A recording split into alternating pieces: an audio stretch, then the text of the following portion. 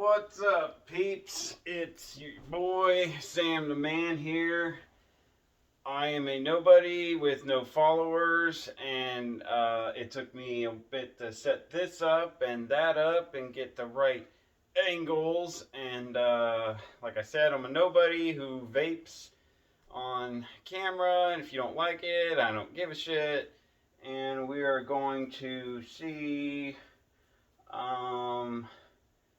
I want to learn how to get jacked like all these dudes on YouTube. And I can't seem to get jacked, so let's see if I can learn how to get jacked. So I'm going on to YouTube today to see if I can learn something from YouTube fitness, I'm sorry. So I have typed in arm day, and I see some get bigger arms, 2 million views. The first video that pops up is by Aston Hall, 2 million views. Get bigger arms, my arm routine, fire emoji, fueled by, and it doesn't say, fueled by fire, I guess, I'm not sure. But it's a short, I'm sorry. So let's see what we can find here. I don't want a short. Monster, I want something with more views. Arms like a monster. Motivation. I don't want motivation. Come on, let's find something good here. Let's try arm workout. Arm day workout. By 3 million views. There we go. There's somebody we know. Jeff Nippard, 3 million views, 3.1. Biceps get a lot of attention, and for good reason. 2 months ago, 3. This is Noble Drive, a new cardio-based running and training piece of footwear from Noble. You can tell I'm the a biceps pro. Get a lot of attention. You can tell I'm a pro at this, okay? Not so much. But so far we got Jeff Nippard, 3 million views. Video came out 2 months ago. I like Jeff Nippard. Look at him. How can you not like that guy? This episode today of Sam the Man is brought to you by my frozen microwave lean cuisine dinner, which I am waiting to cool because I don't like to eat my food super hot, and my water bottle. That is sponsoring, brought to you by. So I got all my sponsors out of the way. Let's do this video and see if I can learn how to grow some big arms like Mr. Jeff here. I just randomly picked the video. I don't know if I've seen this or not, but like I say, I like Jeff Nippard. He's usually right on the money. So let's see if I can learn how to make some gains. Because boy, I tell you, do I need to. I need to get some big arms. The biceps get a lot of attention, and for good reason. Simply growing this one muscle can make a dramatic difference in how jacked you look in a t-shirt. So, in this video, I'll be covering the best and worst biceps exercises based on the latest science. That's exactly what I'm looking for. I want to look big in a t-shirt. That I picked the right video. So let's jump right in. Without further ado. I'm going to rank them on a tier list from S for super to F for fatal. And at the end, I'll crown one exercise as the best of the best, and I'll pick one as the worst of the worst. And here's my criteria for ranking exercises. To get into S tier, it needs to provide high tension, especially in the stretched position. It needs to feel good, which means it doesn't cause elbow pain, and it has a smooth resistance profile. And it should have a simple progression. That's ultimately what keeps your arms growing. If you can't add weight or reps over time, I'm knocking it down. Now, the biceps have two heads, as the name biceps implies. So he wants to, he's ranking these in some form of a chart with S, I guess, being good and fail being bad. And it seems to me that A is he's got below S. So meaning like, you get a C on a test or an F on a test. Well, he's got A at the top, but then he's got S for super. So, he's going to base it off of he wants to get in a stretched position where the muscle is lengthened. I don't know if I would necessarily base the exercise being super off of that, but his second point was to have a progressive overload, something he can add more weight to keep his arms getting stronger and stronger. And again, before we continue, I'm a nobody. I'm a small ass dude. I'm a little hobbit dude. Jeff is also a smaller guy, but as you saw earlier, he's a pretty strong jack dude. He's a bodybuilder. He's a power lifter. So Jeff knows what's up. So again, stretch position or not, let's see what I can learn to get big like Jeff. There's a short head, which sits on the inside of your arm, and a long head, which sits on the back of your arm and contributes more to that elusive bicep. How many people knew that? How many people knew the long head was out here, and how many people knew the short head was inside? How many people knew that?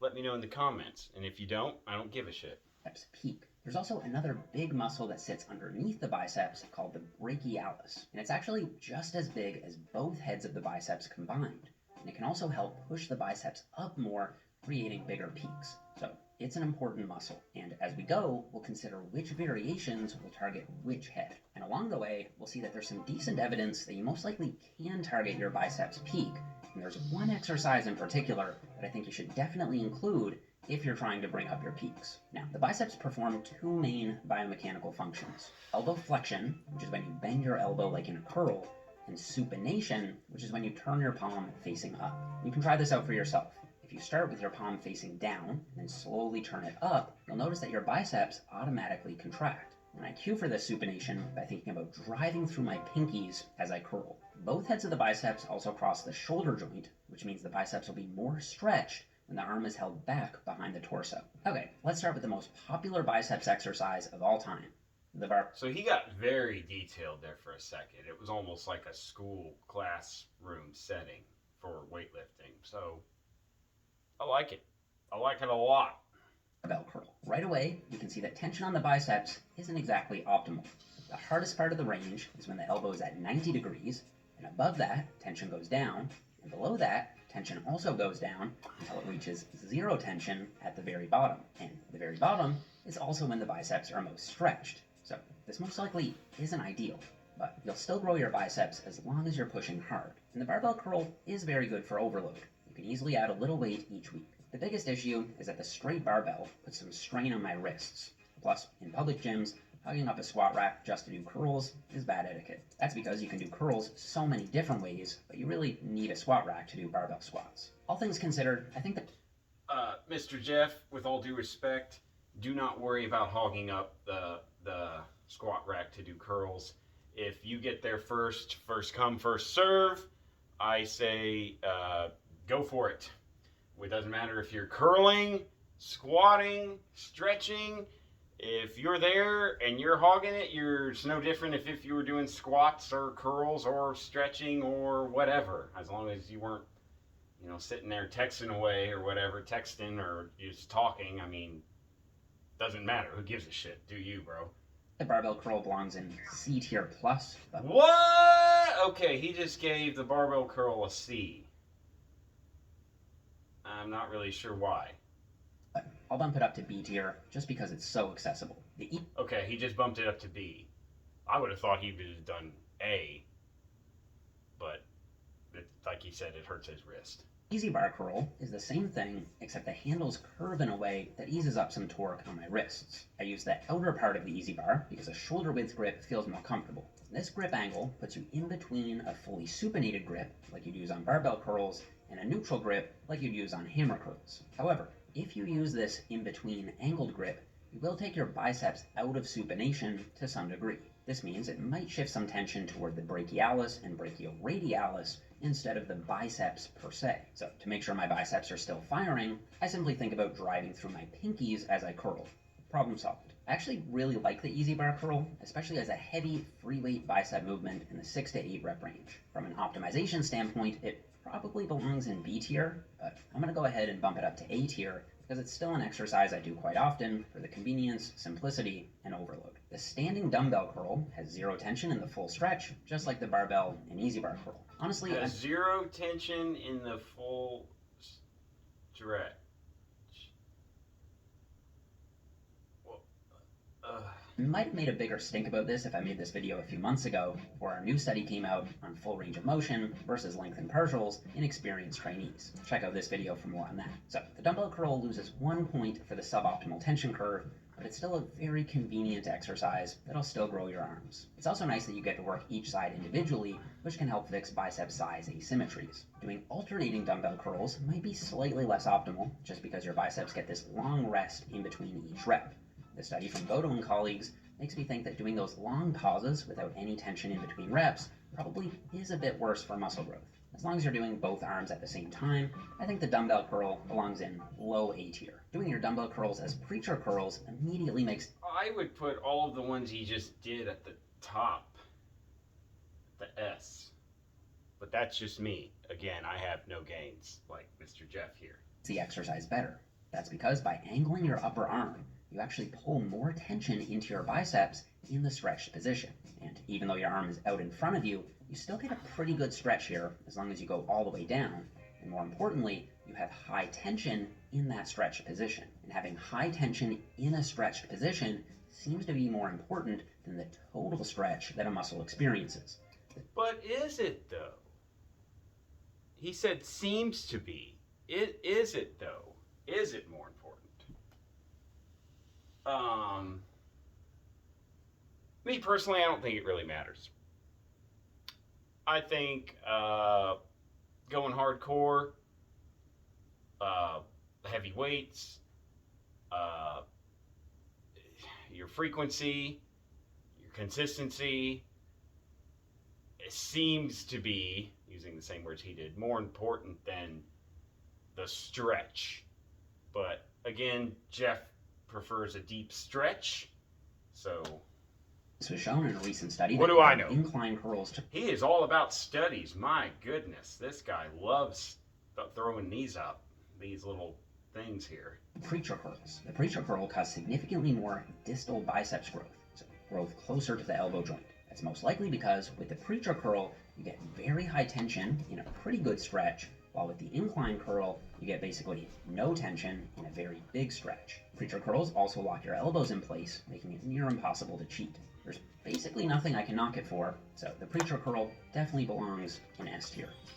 And as for it, I agree. I think all of those exercises he just did should be in the S tier. Incline curls, since we now have that study showing that they are a bit worse than preacher curls, they have to go in a lower tier. I still do them from time to time, since they're a solid, lengthened, biased movement that's fast to set up and easy to do. I'm still putting them in low A tier. The lying dumb... I don't really like the laying back one. He put him in A. I don't really feel it at all. But a lot of people do them. But me, personally, again, little dude talking here, I have more of a tendency when I'm laying back like that to, I don't know, I don't feel it in my biceps as much. I can't use enough weight, and also I hit the dumbbell on my leg when I'm sitting back like that, and the dumbbell will hit my leg, and I'm just not a fan of it. Bell curl is basically just the more extreme version of the incline curl. I first saw these in Dr. Mike's arm routine, so I tried them out for myself, and while they do look a bit wonky, they actually felt pretty solid. You get this huge stretch, especially near the top of your bicep, close to your shoulder. This felt great to me, but if you have shoulder issues, you might want to skip this one. Also, unlike the incline curl, when I lie down, I can feel more tension in my biceps in that most stretched starting position. So, while it's a bit too early for me to say if I like it better than the standard incline curl, I definitely think it's worth trying out, and I'm putting it in A tier. Now, the Scott... So, he was laying flat on a bench with his arms all the way back like that. I don't know if I've ever done that, but what he said about the shoulders and the chest area up here, I could definitely see that being an issue for me.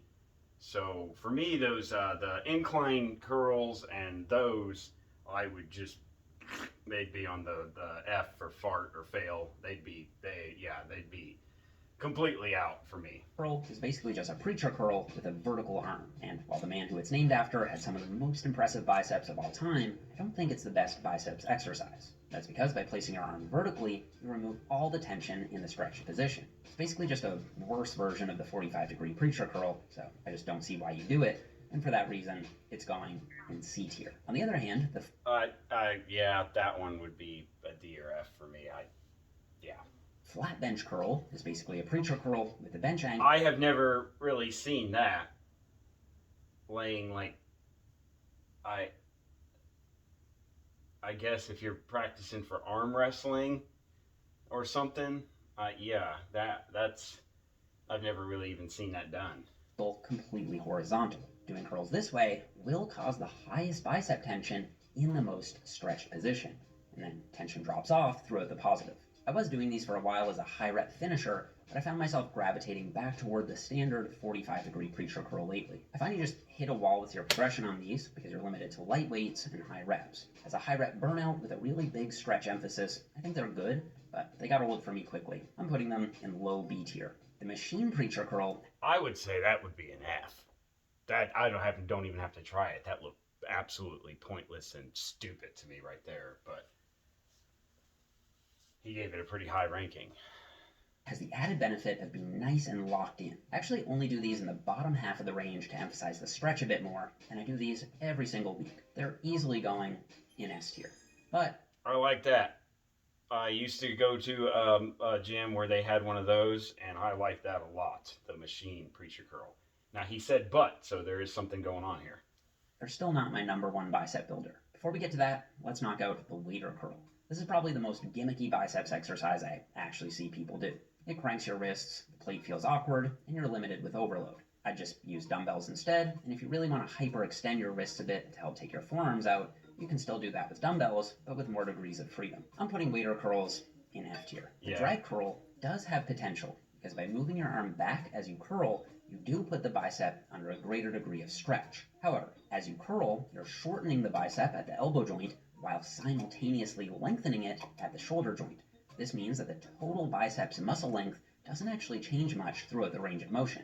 It's kind of similar to how the total hamstrings muscle length doesn't change much on a squat, and we know that squats don't grow the hamstrings very well. So even if there's no direct science on it, I still think the drag curl wouldn't grow the biceps as well as a more standard dumbbell curl. It's going in C tier. The spider curl is the other overrated exercise. By shifting your arms forward in front of your body, you're putting your biceps in a very shortened position. So at no point in this range of motion will your biceps experience a high degree of stretch. The dumbbells can also annoy... This dude has said stretch and deep stretch like 50 times in this video already. He likes a deep stretch, I tell you what. But I used to do spider curls back in the day, and I kind of just, I don't know, it just seemed more, you're using a bench and I don't like him. I have no reason, like he gave explicit set out reasons why he didn't like him. I just don't care for him at all. So good for him. Mainly hit the bench and throw off your groove. Yeah, there you go. So spider curls are going in C tier. Okay, chin-ups.